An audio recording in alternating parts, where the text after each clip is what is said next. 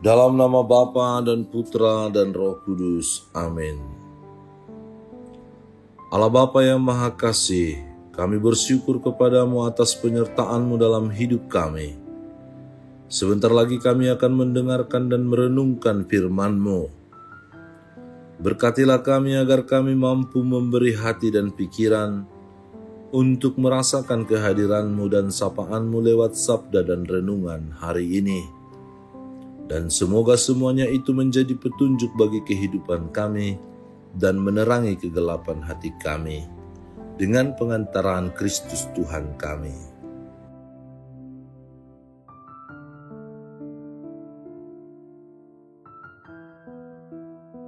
Tuhan bersamamu dan bersama rohmu. Inilah Injil suci menurut Markus. Dimuliakanlah Tuhan. Pada suatu hari, murid-murid Yesus lupa membawa roti. Hanya sebuah saja yang ada pada mereka dalam perahu. Lalu Yesus memperingatkan mereka, katanya, "Berjaga-jagalah dan awaslah terhadap ragi orang Farisi dan ragi Herodes." Maka mereka berpikir-pikir dan seorang berkata kepada yang lain, "Itu dikatakannya karena kita tidak mempunyai roti." Dan ketika Yesus mengetahui apa yang mereka perbincangkan, Ia berkata, "Mengapa kamu memperbincangkan soal tidak ada roti? Belum jugakah kamu paham dan mengerti? Telah degilkah hatimu? Kamu mempunyai mata, tidakkah kamu melihat? Dan kamu mempunyai telinga, tidakkah kamu mendengar? Tidakkah kamu ingat lagi pada waktu aku memecah-mecahkan 5 roti untuk 5.000 orang itu? Berapa bakul penuh potongan-potongan roti kamu kumpulkan?" Jawab mereka, 12 bakul. "Dan pada waktu 7 roti untuk 4.000 orang itu, berapa bakul penuh potongan-potongan roti kamu kumpulkan?" Jawab mereka, 7 bakul. Lalu katanya kepada mereka, "Masihkah kamu belum mengerti?" Demikianlah sabda Tuhan, terpujilah Kristus.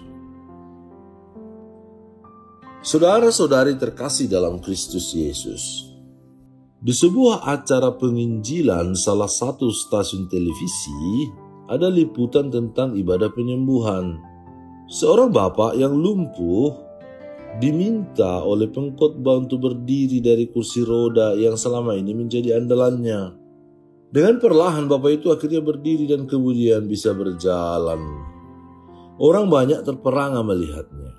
Entah hal itu sungguh benar atau tidak, yang jelas model penginjilan seperti ini masih saja populer sampai sekarang. Khotbah yang membara ditambah dengan mujizat merupakan suatu duet maut yang telah membuat banyak orang berpindah gereja. Mujizat itu dianggap mampu menjawab salah satu kebutuhan manusia, yakni kesehatan. Namun di samping itu manusia masih memiliki kebutuhan-kebutuhan lain. Manusia memang membutuhkan kesehatan, tapi manusia juga membutuhkan makanan, tempat tinggal, pakaian, dan lain sebagainya. Manusia bahkan juga membutuhkan pendidikan serta relasi. Jadi manusia memang memiliki banyak sekali kebutuhan. Karena itu sebagai manusia kita diajak untuk belajar bijaksana dalam memenuhi kebutuhan-kebutuhan hidup kita. Kebutuhan primer jangan dijadikan kebutuhan sekunder dan sebaliknya. Kebutuhan sekunder jangan dijadikan primer. Namun sebagai umat beriman, ada satu lagi kebutuhan primer kita, yakni percaya kepada Yesus Putra Allah yang hadir untuk membawa keselamatan bagi manusia. Kebutuhan primer ini harus terpenuhi, sebab tanpa itu hidup kita akan penuh dengan kegelisahan dan tanpa arah. Beriman kepada Yesus mendorong kita untuk berdoa tanpa henti kepadanya. Percaya kepada Yesus juga membuat kita bersaudara dengan siapapun tanpa pemikiran negatif. Percaya kepada Yesus membuat kita tergerak untuk menolong sesama dengan sukacita dan tulus. Percaya kepada Yesus menjadikan kita berpikiran positif sebab hidup kita dikuasai oleh kasih-Nya. Maka Injil pada hari ini menunjukkan bahwa kesehatan atau kesembuhan jasmania bukanlah segala-galanya. Saat itu, para murid lupa membawa roti, padahal mereka sedang berada di tengah danau. Di atas perahuannya ada satu roti saja. Memanfaatkan situasi, Yesus selalu mengajar mereka agar mewaspadai ragi orang Farisi dan ragi Herodes.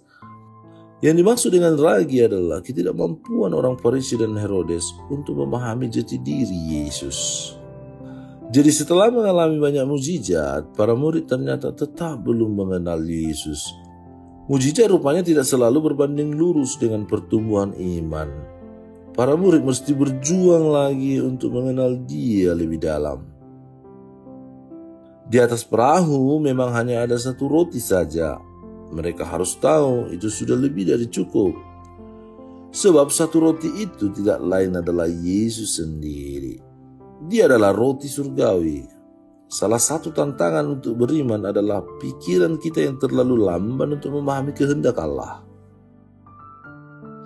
Lama-kelamaan situasi ini dapat semakin menjauhkan kita dari Allah. Kalau percaya saja sulit, apalagi mendengarkan suara Tuhan dan mau memperbaharui diri, bertobat. Meskipun demikian, Allah tetap menawarkan keselamatannya kepada kita. Keterbukaan hati menjadi syarat agar kita dapat merasakan perlindungan, penyertaan, dan penyelamatannya.